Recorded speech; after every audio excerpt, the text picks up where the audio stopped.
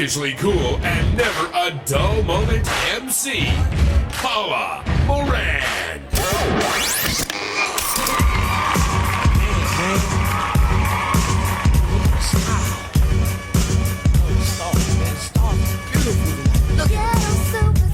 Well, give it up for MoMondays.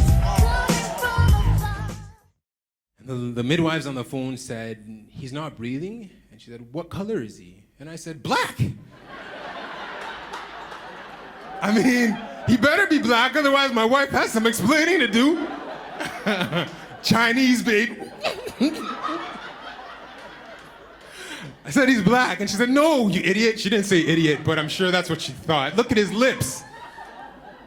And I looked at his lips and I said, they're pink. And she said, "Grab a towel and rub his back." See, some of you maybe from back in the day used to hold babies upside down, and we don't do that anymore, right? We progressed past that. So to make him cry, you rub his back.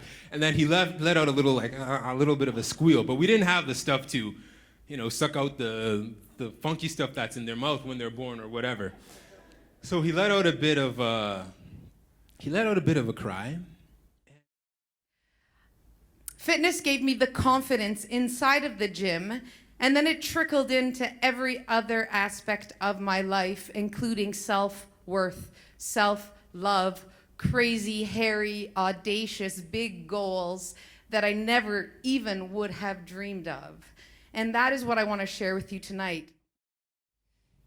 You wouldn't happen to be the younger sibling of Alan Walker, would you? And boom, there goes my whole school year, blown up in flames just like that. I mean, yes, that's who I am. He was such an amazing student. He was so brilliant. He was so bright. He could do everything right. He's an amazing kid. I so look forward to having you in my classroom this year. Well, it didn't take me long to learn that I couldn't be as good as Al, but I could do the alternate to that. I could be bad. I went back to school when I was 43. I took an aesthetics course. I have no education. Okay, I have the school of hard knocks, as they call it. So I went back to school when I was 43, and I went with a bunch of 18, 19-year-old girls. I took my aesthetics course. And the whole time I was in school, it's like, oh my God, what did I get myself into? Because I did not consider myself book smart. I was raised on the farm.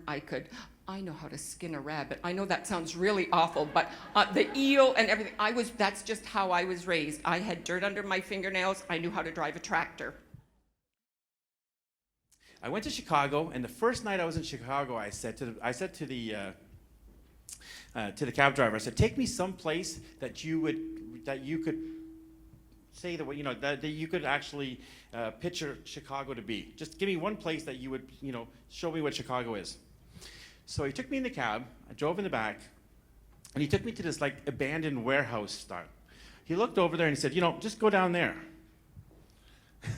I'm in the back of the cab with this cab driver in Chicago, and he tells me to go there. It looked like an old warehouse, an abandoned warehouse. I said, "Oh, I can see the paper next day saying, 'Poor white kid in Chicago asking a cab driver for a ride.'"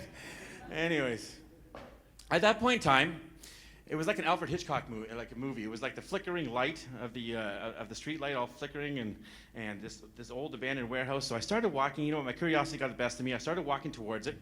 The more I walked towards it, the louder the music got. The more I walked towards it, the louder the music got. I opened the door, and oh my God, it was electric. It was all these people dancing and singing on picnic tables, and this large black lady sweating and singing. She was singing "Rollin', Rollin'," and it was just like, wow, this is amazing. I go, this is it. This is the concept. This is what I'm going to bring back to London, Ontario. I came home from Alaska 2 years ago, and I started running with all this history and nerve damage in my neck, and I did not have medical clearance to run. I'm still off work, guys. It's been 4 years. And so I started running, and I did my first race, and I've done 25 or so races in the last 2 years, and so one of the really cool highlights is in January of this year, I ran my first marathon in Disney. A Disney. Tell your friends. Thanks a lot. Make sure to meet somebody new before you leave the building today. Rick, can we pop the lights up? Everybody, your speakers for tonight.